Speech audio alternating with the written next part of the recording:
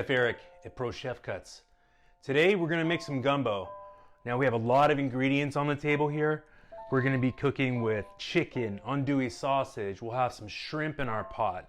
We're going to be using tomatoes, okra, bell peppers, celery, and onion as our base after we cook down a deep, dark roux. And we're going to make some chicken stock in our Instant Pot. Our chicken stock is going to have chicken, onions, celery, carrots, garlic, parsley, and black pepper. We're going to season the stock lightly with salt so that the chicken gets a little bit of flavor. This is a great way to cook whole chicken if you just want to do that and have stock to put in the freezer for your next cooking project. We're going to take a whole chicken and cook it in the Instant Pot with onions, celery, carrots, garlic, black peppercorns, and parsley. We'll cover it with water and we'll pressure cook it for 45 minutes in the Instant Pot, and it should be ready just in time for our roux to be finished. We have our chicken stock in the Instant Pot that's gonna roll, and at the same time it's gonna cook our chicken today. The next thing we're gonna do is get our vegetables ready so that once the roux is at the color that we want it to be, we can add our vegetables in, sweat those in, and extract the flavors from the celery, onion, bell pepper, and garlic straight into the roux. It's gonna be delicious. Our chicken and chicken stock are going strong now, so let's get our vegetables ready for the gumbo. Start with onions. When I say I'm cooking gumbo, people usually say, hey, what time should I come over? I say tomorrow. Like, well, gumbo will be gone by then. I say, no, it won't. That's when it's just gonna be good, because let it sit overnight in the fridge, it gets so much better.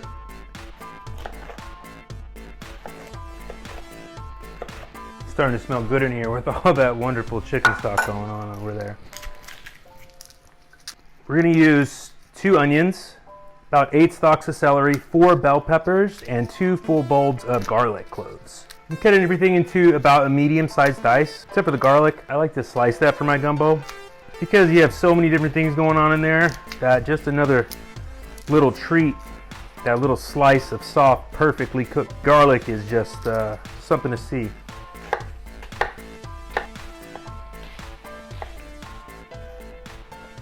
That's a lot of onion. I like it.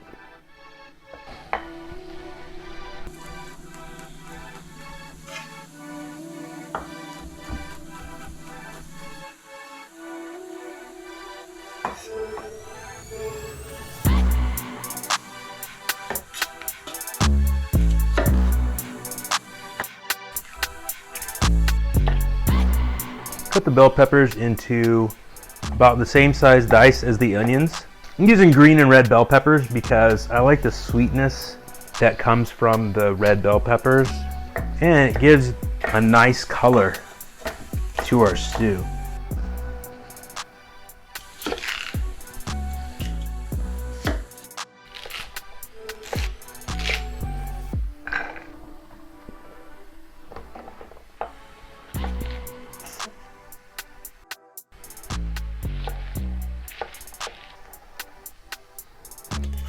Before we walk away from the chopping board, we're going to cut our andouille. Now, andouille sausage is Louisiana style Cajun spice sausage. Andouille adds one of the key flavors to gumbo. Almost lost that guy. Now we have our celery, onions, garlic, okra, andouille sausage, and bell peppers ready to go in the pot. We can start thinking about making our roux, which we're going to do with equal parts of all-purpose flour and olive oil. We're going to be using a half a cup each, which is equal parts all-purpose flour and extra virgin olive oil. And we'll season the pot with salt and pepper and an array of crazy other ingredients to make our Cajun spice. Let's make our roux. We're going to add 1.5 cups of olive oil. Then we'll add 1.5 cups of flour and be ready to stand here for a while. We're gonna stir the pot continuously while our roux cooks, being careful not to splash ourselves, because once this stuff gets really hot, it is liquid magma. It's also liquid gold, if you like brown gold. You can use a wooden spoon or a high-temp rubber spatula for this job. I don't like to use metal tools in my Le Creuset because it tends to scratch up the surfaces. I don't want to do that to my beautiful pots. I've used this Dutch oven to cook bread and all kinds of things, so the interior of it has some character. We can definitely say that. Now, whether or not that character adds anything to the flavor, we can't say. It's hard to say how long to cook a roux. Some say 30 minutes, some say 45 minutes. I say 4 beers. It takes about the same amount of time to drink 4 beers as it does to make roux, the way we're gonna make it today, which is a dark brown, chocolatey kind of color. You can always turn down the heat if you're uncomfortable with how high your temperature is. This pan is especially good for making roux because the edges are so sloped. It just dries everything back down into the center where the heat is coming from, so you get a nice even cook on your roux. What you don't want to see is a bunch of dark black burnt pieces, because that's going to kind of make your roux taste burnt, and you should at that point really start over. Our chicken stock just finished going. We'll let our chicken rest in the Instant Pot while it releases all of its pressure.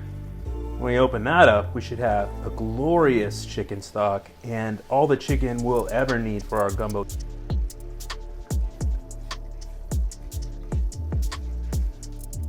The roux is starting to smell nice and toasty.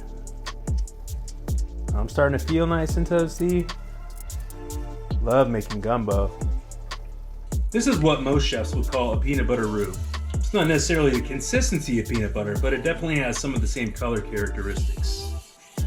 You can use a whisk to break up some of the little brown chunks that are in there. As long as they've not gotten too dark, your roux is going to be in outstanding shape. What a beautiful color we're starting to get to here with this roux. It's staying here for probably about 45 minutes so far. Going over low to medium heat, not really trying to hurt it, just trying to make it cook, you know? So we found success in achieving our roux. We're gonna throw our andouille sausage and our aromatic vegetables in. What a great color we found here. Now, having added the sausage and the vegetables in is not gonna stop the roux from cooking further. So be really careful not to burn it and cook everything at a low temperature, nice and slowly. Start with bell peppers, and celery, onions, and garlic. Start to sweat in the roux. And you leave the temperature where it's at, and then once you get to the point where everything's come back up to the temperature where it was and the vegetables are sweating down, you can kick that heat back down a little bit. But it's important, again, to keep stirring this so that it does not burn. I'm going to turn this down as low as possible and let these vegetables and sausage steam in here for about 10 minutes. Now we have some sauce vegetables. We want to toast up our spices in the roux with them. So we're going to season for gumbo for the first time. We're going to go extra light with the salt because there's so much sodium in the sausage already, but we do want some flavor to come through at the end. I like to make my own Cajun spice. So it's garlic powder, onion powder, dried basil leaf. I use red pepper instead of cayenne pepper. And paprika. Good amount of paprika in there. Now normally you'd have salt and pepper in your Cajun spice, but since we're making our own and we want to have more control, we're going to make our own Cajun spice too. The oregano is key. Then a nice mix here. Before we evenly disperse that through our gumbo. Take a quick look at the chicken and the stock we have. Oh yeah, that seems just about perfect. We'll strain this off and we'll use it as the base for our soup in addition to the roux.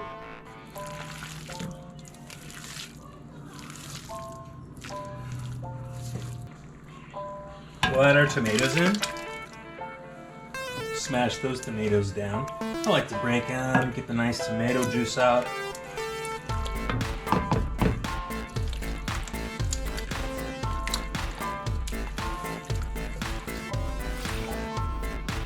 Look at that color. Oh my gosh, that works so well.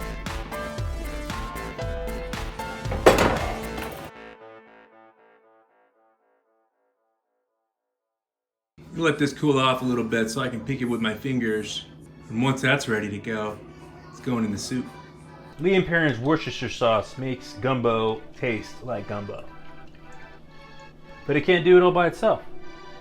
It has to have its friend, Tabasco, there to kick it up to a vinegary, almost kind of attack your nose kind of Tabasco feeling at the beginning, and then just kind of mellows out once it cooks into the soup. We've got our shredded chicken ready to add into the gumbo now.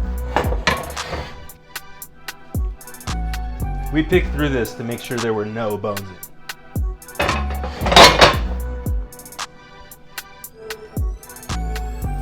When it comes to a simmer, we'll add our shrimp and our okra, put the lid on, and let it go for about a half an hour over low heat. I had 2 cups of shrimp, it's about a pound and a half of shrimp there, and 1 pound of okra.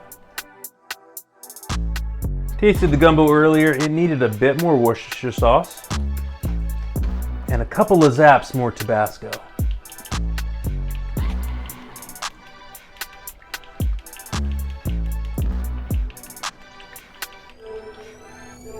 Now that's a couple of zaps, if I do say so myself.